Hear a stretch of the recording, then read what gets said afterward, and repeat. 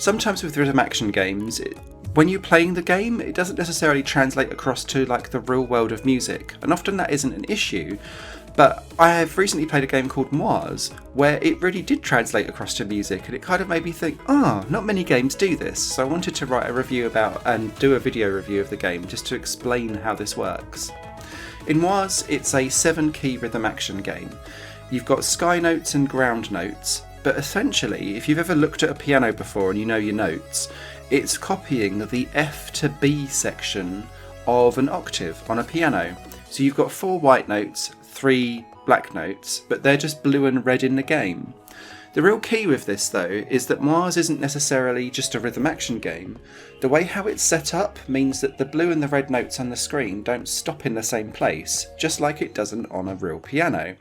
And so it's got much more hand-eye coordination requirements than many other rhythm action games, because I'm so intrinsically trained to see all the notes stop in the same location, and they don't in Moirs. So it takes a bit of getting used to.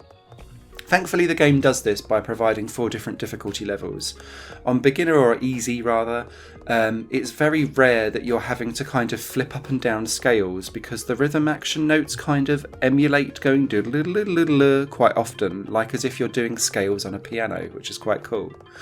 But as you go up the difficulty levels through normal, hard and then unlock master mode later, you're having to quite often play chords of 2 notes together, and it will start off playing like 2 sky, 2 ground, or whatever it is. But very quickly it will start being like a sky ground, and you're really having to think about how all of the notes stop in different places, and you're like, my brain. And it is definitely a hand-eye coordination difficulty step up from a lot of rhythm action games that you get out there. Outside of this, the game is just really well put together, but there is one key problem with it, and it's its lack of content. There's only 7 songs in the game. Now admittedly Moirs is very cheap, it's £3.99. I did grab it on a bit of a sale, which makes me feel better about the purchase. And yes, there's 4 different difficulties, but it's still only 7 songs, and because there is so much good set up here and it's really well put together, it feels a bit odd that it's been priced at such a low budget, and I'd have liked to have seen more songs added on, perhaps over time, maybe as DLC packs perhaps, because the fundamentals of a fantastic rhythm action game is here, but it's stopped because it's kept in that budget range. So yeah, it's a cheap game, but obviously you're getting a very small amount of content for it.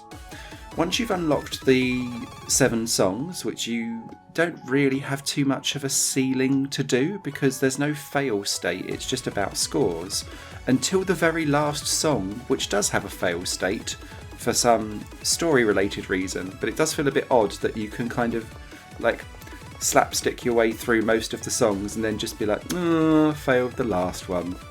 Once you've completed the last song, you then unlock this like development diary, which is one of the best kind of bonus extras I've played in a game for a while.